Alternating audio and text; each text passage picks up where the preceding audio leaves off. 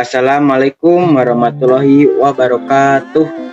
Sebelumnya izin memperkenalkan diri, nama saya Dapak Jaki Febriansa dari kelas 10 mesin 1. Di sini saya akan memaparkan materi tentang proses masuk dan perkembangan penjajahan bangsa Barat, Portugis, Belanda, Inggris ke Indonesia yang disusun oleh Ibu Siti Budiarti SH dan beliau sebagai guru pengampu mapel sejarah kelas 10. Di sini saya akan memaparkan materi tentang pengertian kolonialisme dan imperialisme. Pada umumnya, kolonialisme dan imperialisme memiliki arti yang sama, yaitu penjajahan ataupun penguasaan terhadap suatu daerah dan suatu bangsa oleh bangsa lainnya. Kedua sistem ini bagaikan dua sisi dari satu keping uang yang sama dan keduanya tidak dapat dipisahkan. Namun demikian, kedua sistem itu mempunyai sejarah masing-masing dengan tujuan yang sedikit berbeda ataupun pengertian keduanya itu sama tetapi memiliki tujuan-tujuan ataupun pokok-pokok yang berbeda. Dan yang kedua, saya akan memaparkan materi tentang pengertian kolonialisme. Kata kolonialisme atau dari bahasa Latin adalah kolonia yang artinya tanah pemukiman yang dijajah. Menurut catatan sejarah ataupun sistem kolonia tersebut sudah muncul pada zaman Yunani kuno. Para petani Yunani berpindah tempat dari negerinya yang tandus dan berpindah kepada negeri orang yang memiliki tanahnya subur. Dan itu penjelasan sedikit tentang kolonialisme. Dan yang kedua adalah contoh-contoh koloni. Yang pertama, koloni penduduk.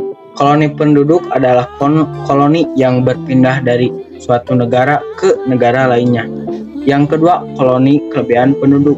Koloni kelebihan penduduk adalah tujuannya yaitu negerinya sudah banyak penduduk di negaranya, namun mereka berpindah ke negara yang lebih luas. Dan yang ketiga adalah koloni deportasi. Koloni deportasi adalah koloni yang berisi orang-orang buangan. Contohnya narapidana yang dihukum seumur hidup. Yang keempat, koloni eksploitasi. Koloni eksploitasi adalah koloni yang warga pribumi dihabiskan oleh eksekutor. Yang kelima adalah koloni sekunder. Koloni sekunder adalah koloni yang mempunyai keuntungan namun mementingkan kepada strategis. Koloni penunjang adalah koloni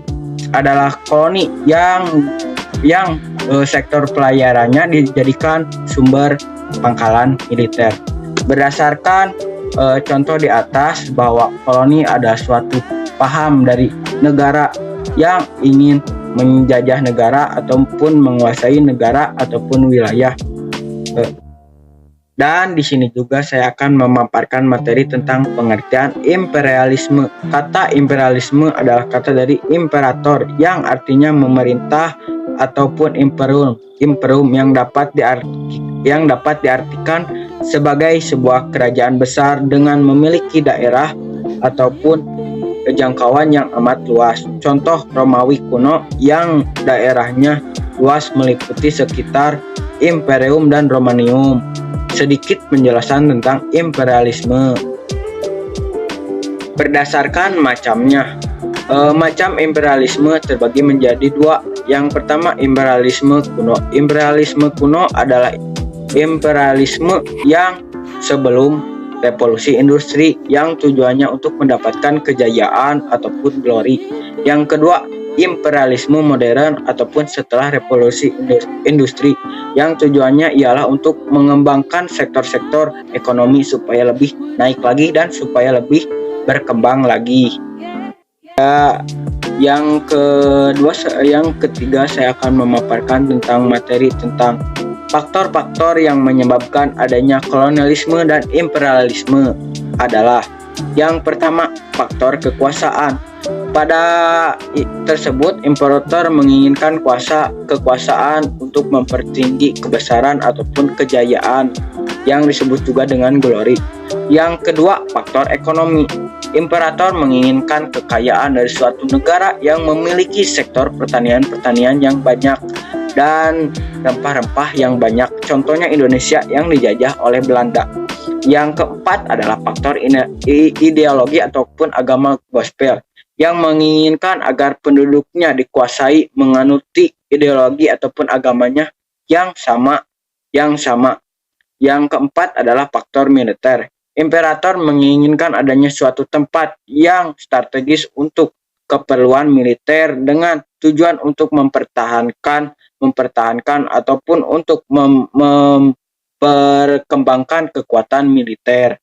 Begitulah 4 faktor-faktor yang menyebabkan adanya kolonialisme dan juga imperialisme. Dan terakhir di sini saya akan menjelaskan tentang satu tokoh pelayaran dari bangsa Inggris yang bernama William Dampier.